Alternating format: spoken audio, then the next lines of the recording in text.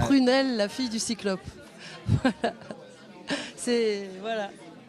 Je suis le dessinateur, le coloriste et j'ai donné un coup de main à Vicky au scénario. Voilà, moi je suis Vicky Porta-Carnel, je suis sa femme, on est mariés tous les deux. Et donc moi je suis co-scénariste avec lui et voilà, j'ai fait les dialogues, l'histoire avec lui et la personnalité des personnages. Bah, à la base, moi je suis un malade de la mythologie. Je lis de la mythologie depuis que je suis petit, j'adore ça, j'adore ça. Et ça fait longtemps que je demande à Vicky, vas-y, écris-moi une histoire de mythologie. Parce que moi, pour écrire les histoires, c'est pas mon truc. Moi, c'est le dessin, tout ça. Donc, je la tanne depuis des années, écris-moi une histoire de mythologie. Et tous les jours, je lui raconte un truc et tout ça. Et donc, un jour, elle m'a dit, allez, on se lance. Et on est parti. On est parti là-dessus. Au tout début, ce qu'on voulait faire, c'était raconter la guerre de Troie, mais d'un autre point de vue que celui d'Achille, comme il est raconté. Et puis on s'est vite rendu compte qu'on n'avait pas les épaules, parce que c'était un peu énorme. Et puis après, j'ai vu les batailles à dessiner, avec les millions de Grecs, les centaines de Troyens. Je me suis dit, ok, on va partir sur quelque chose de plus léger, mais qui, nous, ce qu'on voulait vraiment, c'était expliquer la mythologie à un public assez jeune. Le problème de la mythologie, c'est que ça s'adapte pas forcément à un public assez jeune parce que c'est un peu que de la coucherie et des meurtres. Et donc, on a trituré tout ce qui est possible pour essayer d'en sortir une histoire qui va être à la fois pédagogique et drôle. Ouais, alors dans la mythologie, il y a beaucoup de quêtes initiatiques avec des héros comme il y a Thésée, Héraclès, tout ça. Mais le problème, c'est que la mythologie, comme à la base, c'est quand même pour expliquer des choses aux gens, ça a tendance à être un peu dogmatique. C'est-à-dire, tel héros, pour arriver là, il faut qu'il fasse ça, et ça, c'est pas bien. Nous, on voulait vraiment prendre le côté, il fait des bêtises, voilà, on voulait pas que ce soit manichéen, du genre, pour arriver à tel statut de héros, il faut être parfait et toujours être dans la ligne droite. Et ça nous permet d'atténuer, c'est-à-dire qu'une bêtise par un adulte, la bêtise que va faire Héraclès qui va provoquer ses 12 travaux, elle est énorme, il a tué sa famille. Alors qu'au niveau d'enfant, c'était forcément une bêtise moins grave, et donc la punition serait moins grave. Et on n'aurait pas tout le pathos derrière qui s'ensuit. Ça nous a semblé intéressant de créer une école des dieux. Parce que ça permettait de présenter un petit peu tous les personnages. C'est assez compliqué la mythologie, il y a beaucoup de personnages et donc là on peut s'immerger dans cet univers-là, les connaître, voir un petit peu leurs caractéristiques à travers les personnages principaux. Donc on rencontre Aphrodite, Apollon, Zeus, Héra, tous ces personnages-là. Il y a certains personnages, genre Poséidon, qui n'est pas du tout dans la mythologie comme il est dans la BD.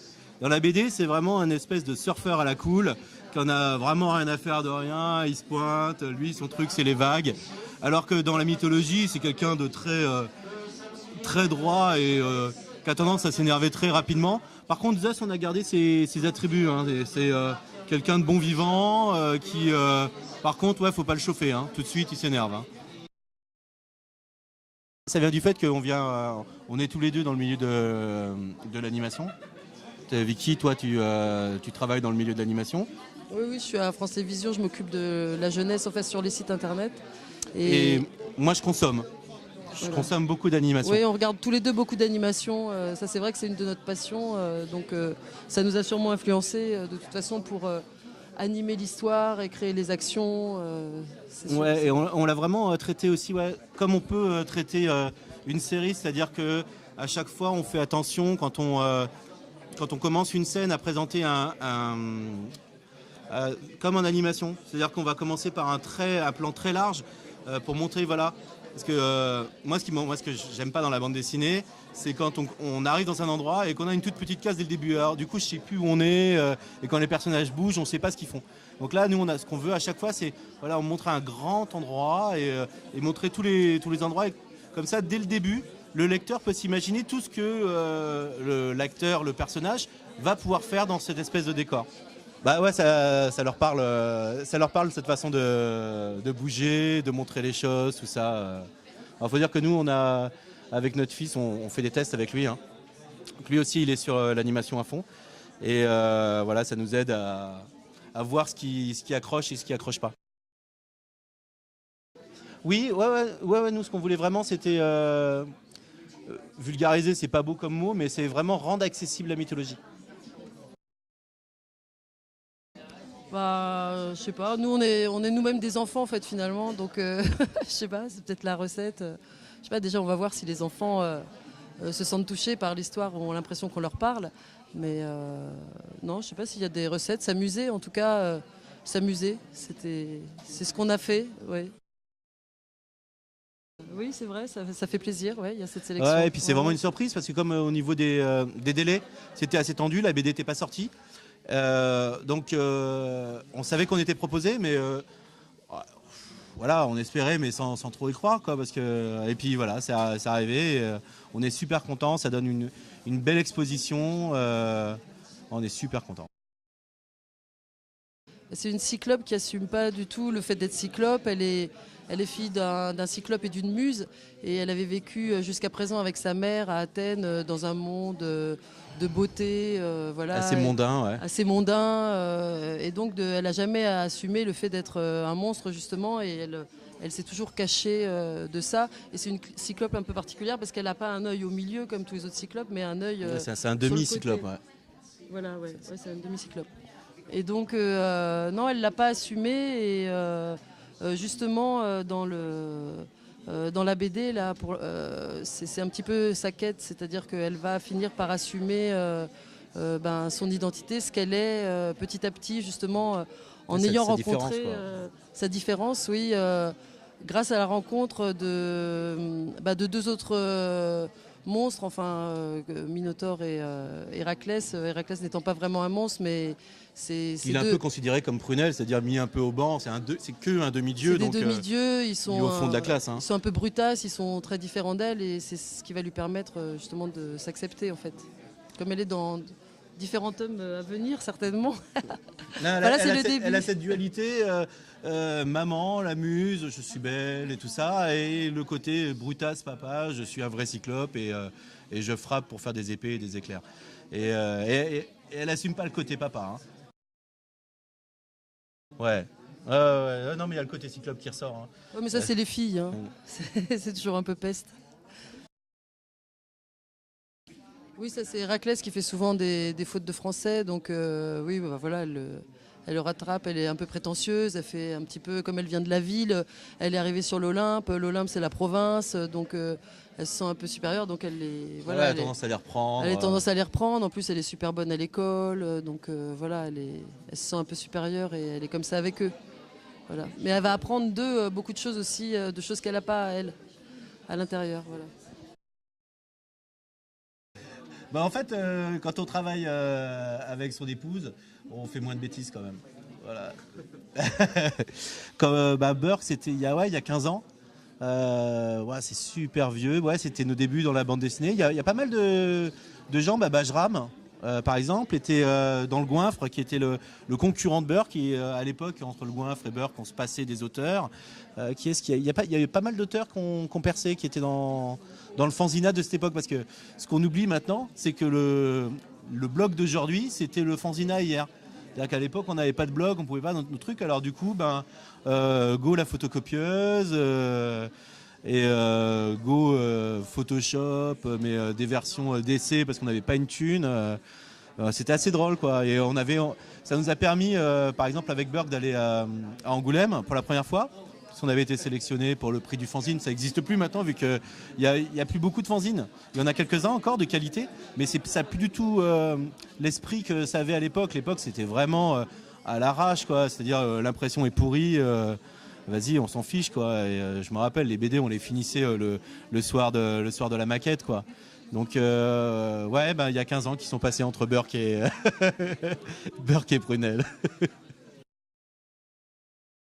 Pendant qu'on écrivait Prunelle, je me suis amusé à envoyer à Vicky les titres des 10 prochains albums. C'est assez simple, hein. La colère de Poséidon, la force du bossu. On peut en faire, on peut en faire des 10 000. On a plein d'idées pour la suite. On a déjà commencé à écrire la suite d'ailleurs. Alors on avait même commencé, pour le premier tome, on avait beaucoup trop d'histoires. Trop de matière, ouais. On avait beaucoup trop de matière, on a déjà coupé dedans pour faire le premier tome. Donc on a beaucoup de matière pour la suite en fait, parce que c'est vraiment inépuisable entre ces 3 personnages.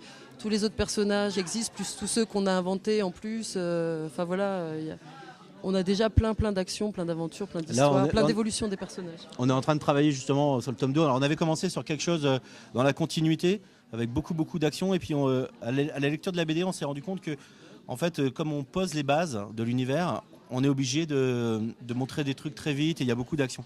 Donc du coup, on n'a pas le temps de se poser vraiment et de passer du temps avec les personnages. Donc dans le tome 2, on va passer beaucoup plus de temps avec les personnages. On va aller beaucoup plus loin dans la dualité de Prunelle entre Cyclope, Muse et surtout on va parler du destin. Tous ces personnages sont voués à un grand destin, ils ont tous des choses à faire. Il y a des nouveaux personnages aussi dont on voit à peine Aphrodite, on voit à peine Apollon, on voit à peine Artémis. Vous savez pas que c'est Artémis, mais moi je sais que c'est Artémis à un moment donné. Et voilà, on va présenter, on va beaucoup plus se centrer sur l'Olympe. Dans le premier tome, on a présenté un peu la mécanique, c'est-à-dire le trio, comment ça fonctionne. Et là, on va vraiment se centrer sur décrire les personnages. Mais par contre, il y aura encore de la bagarre. Parce qu'il y a des monstres qu'on a envie de faire intervenir, comme les géants, tout ça. Donc voilà. Donc ça, pour ça, ils sont là, ils attendent. Ils sont sur les starting blocks et ils vont bientôt arriver. Alors déjà, pour le public, nous, on voit ça à partir de 10 ans, c'est-à-dire un enfant qui sait lire. Oui, qui sait lire, parce qu'il y a beaucoup de textes quand même. Donc, Et a priori, à 10 ans, à l'école, on étudie la mythologie. Donc ça lui permet de voir ce qu'il voit à l'école d'un côté beaucoup plus ludique. Et je pense que dans un premier temps, ouais, tranquille dans sa chambre, il lit ça tranquille. Et par contre, ouais, les parents qui viennent et qui lui expliquent, parce que en fait, il y a vraiment 2 niveaux de lecture. Il y a un niveau vraiment aventure, combat, baston, tout ça. Et derrière, il y a du vrai déroulé quand on raconte l'histoire des Myrmidons. C'est la vraie histoire des Myrmidons. Et derrière toutes les histoires mythologiques, il y a quelque chose. Ça veut dire quelque chose. Donc il se peut qu'à ce moment-là, les parents, les grands frères, les grandes sœurs ont leur mot à dire pour aider à comprendre certains trucs. Et leur dire, tu vois, cette histoire, c'est comme dans Circé, on la retrouve dans Ulysse, dans l'Odyssée, tout ça. Donc nous, on a vraiment voulu ça comme une espèce d'introduction à la mythologie.